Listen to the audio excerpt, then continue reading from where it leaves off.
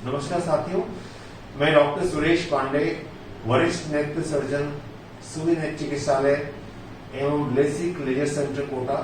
आज आपको छोटे बच्चों में पर्दे में होने वाली एक विशेष प्रकार की बीमारी, जिसको मेडिकल भाषा में आरओपी यानी कि रेटिनोपैथी ऑफ प्रीमेच्योरिटी कहते हैं, उसके बारे में जानकारी देने के लिए यहाँ उपस्थित हूँ। साथियों, जिन बच्चों का जन्म 9 माह से पूर्व होता है, उन बच्चों में आंखों के पर्दे में एक विशेष प्रकार की बीमारी होने का खतरा होता है, जिसे मेडिकल भाषा में आरओपी यानी कि रेटिनोपैथी ऑफ प्रीमेच्योरिटी कहते हैं। विश्व स्वास्थ्य संगठन के अनुसार भारतवर्ष में प्रत्येक वर्ष 3 करोड़ बच्चे जन्म लेते हैं। इनमें से 40 लाख बच्चे प्रीमेच्योर होते हैं, यानी कि इनका जन्म 9 माह से पहले होता है। विश्व भर में न्यूनेटल सर्विसेज, न्यूनेटल आईसीयू यानी कि छोटे बच्चों को बचाने के अत्याधुनिक साधन उपलब्ध होने के कारण 9 महीने से पहले जन्मे बच्चों, जैसे 7 महीने या 8 महीने में जो बच्चे जन्म लेते हैं, उनको बचाने के लिए आज संसाधन उपलब्ध हैं, जैसे कि neonatal intensive care unit, paediatricians और अत्याधुनिक सुविधाओं के चलते इन बच्चों को बचाया जाना अब संभव हो चुका है। लेकिन इन छोटे बच्चों में एक विशेष प्रकार की बीमारी, जिसे हम आरओपी कहते हैं, उसको होने का खतरा अत्यधिक रहता है।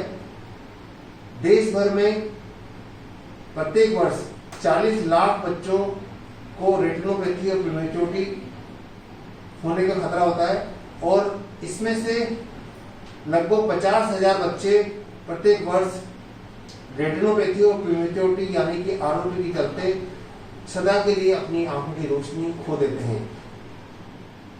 आइए हम जानते हैं आरओपी क्या है, ये किन किन बच्चों को होता है और इसका क्या उपचार है। साथियों, आरओपी 9 महीने से पहले जन्म लेने वाले बच्चों के पर्दे में होने वाली एक विशेष प्रकार की बीमारी है। ऐसी स्थिति में जब बच्चा जन्म लेता है तो उसकी आंख का पर्दा सामान्य होता है, लेकिन जन्म लेने के पश्चात कुछ दिनों के बाद आंख के पर्दे यानी कि रेटिना में खून की नई नाड़ियां बनने लग जाती हैं, और जिसके कारण पर्दे में समस्या शुरू हो जाती है।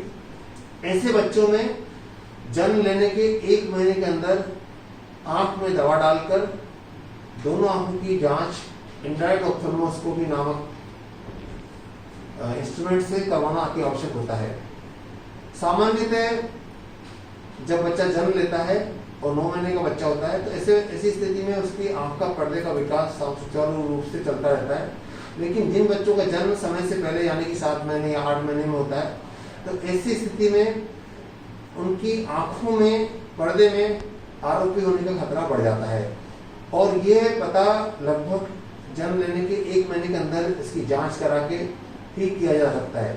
1 महीने के पश्चात आंखों में इरिवर्सिबल यानी कि परमानेंट नुकसान हो चुका होता है। इसलिए आरओपी से पीड़ित जिन बच्चों में आरओपी का रिस्क फैक्टर है, उनकी जांच जन्म होने के 1 महीने के अंदर ही करानी चाहिए। और अच्छा तो यह होगा कि जन्म लेने के 2 सप्ताह के बाद ही उनकी जांच करा ली जाए। अब सवाल ये आता है कि आरओपी किन बच्चों को होता है। सामान्यतः आरओपी उन रोगियों में, उन बच्चों में अधिक होता है जो जुड़वा बच्चे होते हैं यानी ट्विंस होते हैं, जिन बच्चों की मां का हीमोग्लोबिन लेवल कम होता है या जो कि एनीमिया से पीड़ित होते हैं। इसके अतिरिक्त जिन बच्चों की मां स्मोकर होती है या अस्थमा की प्रॉब्लम होती है, उन बच्चों में भी आरओपी होने का खतरा बढ़ जाता है। अब सवाल आता है कि आरओपी की जांच किस प्रकार की जाती है। सामान्यतः जब बच्चा जन्म लेता है और न्यूनेटल आईसीयू में एडमिट होता है, तो पीडियाट्रिशियन यानी कि शिशु रोग विशेषज्ञ से कॉल आता है ऑप्थेल्मोलॉजिस्ट के पास, रेटिना विशेषज्ञ के पास, और रेटिना विशेषज्ञ इंटेंसिव केयर यूनिट में जाकर आंखों की पर्दे की जांच सुचारू रूप से करते हैं। इसके लिए डायलेटेड आई ड्रॉप डाला जाता है और दोनों आंखों की जांच इंफ्रारेड ऑप्थेल्मोस्कोपी नामक विशेष यंत्र द्वारा की जाती है। और अब सवाल ये आता है कि इसका उपचार क्या होता है, कैसे आरोपी के द्वारा होने वाले अंधता को रोका जा सकता है।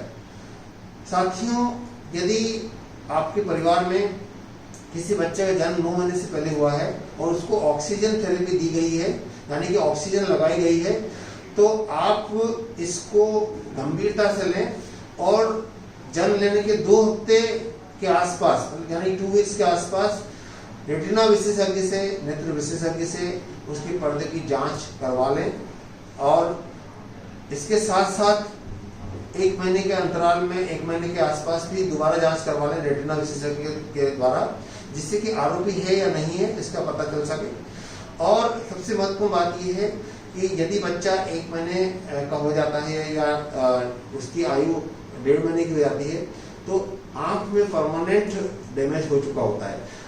देश भर में 50,000 से अधिक बच्चे हर साल आरोपी के चलते अपनी आंखों की रोशनी सदा के लिए खो देते हैं। हाड़ौती में भी हमने हर साल हम 8 से 10 बच्चे देखते हैं जिनकी रोशनी सदा के लिए चली जाती है। और ये तो डेटा जो है ये एक अस्पताल का है। यदि हम पूरे अस्पताल की बात करें, समूचे हाड़ौती संभाग की बात करें, तो शायद 40 से 50 बच्चे प्रतिवर्ष आंखों की रोशनी सदा के लिए खो देते हैं रेटिनोपैथी प्रीमेच्योरिटी के चलते। अब सवाल ये आता है कि रेटिनोपैथी प्रीमेच्योरिटी क्या क्या दुष्प्रभाव हो सकते हैं आंखों के अंदर। तो सबसे महत्वपूर्ण दुष्प्रभाव है परमानेंट लॉस ऑफ विजन। जैसा कि आपने अभी 10 माह के बच्चे को देखा, 10 माह के बच्चे जिसका नाम हर्षिल नागर है, वो सांगोल का रहने वाला है। इसका जन्म 7 महीने की आयु में हुआ था और 7 महीने की आयु के पश्चात ये इसको ऑक्सीजन चढ़ी थी और डिस्चार्ज कर दिया गया था। बाद में माता पिता ने कोविड-19 लॉकडाउन के चलते हुए नेत्र परीक्षण नहीं करवा पाए, रेटिना की जांच नहीं करवा पाए और आज बच्चे की दोनों आंखों की रोशनी सदा के लिए जा चुकी है।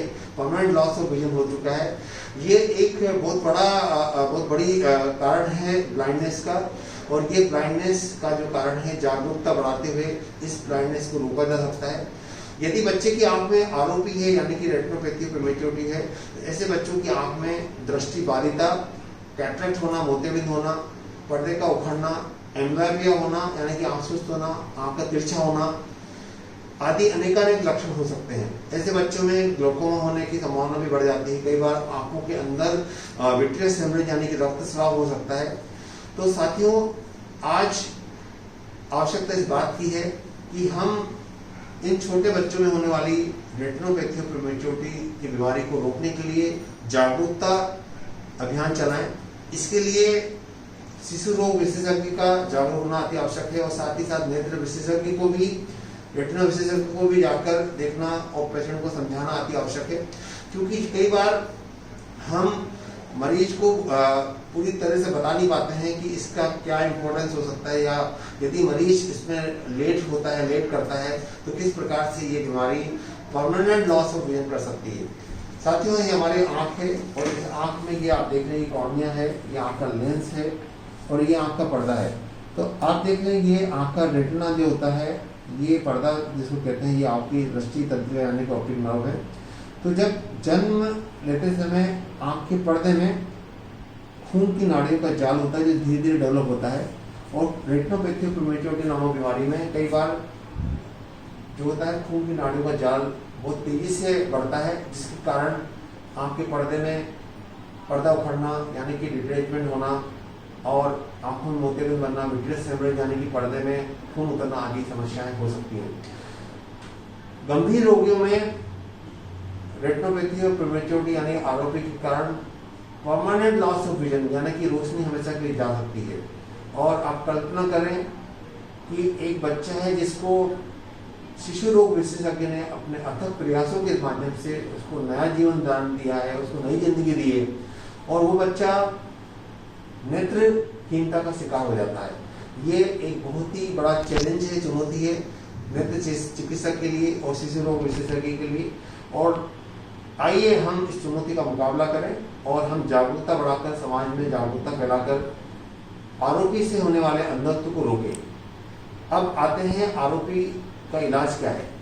यदि किसी बच्चे को आरोपी यानी कि रेटिनोपैथी प्रीमेच्योरिटी का पता लगता है, जिससे कि मैंने बताया कि इसके लिए रेटिना विशेषज्ञ के द्वारा पर्दे की जांच की जाती है, दवा डाल के जांच की जाती है। यदि आरोपी होता है तो रेटिना विशेषज्ञ आईसीयू में जाकर लेजर, पर्दे का लेजर कर सकते हैं, या नेत्र विशेषज्ञ उसको अस्पताल में बुलाकर पर्दे का लेजर किया जा सकता है।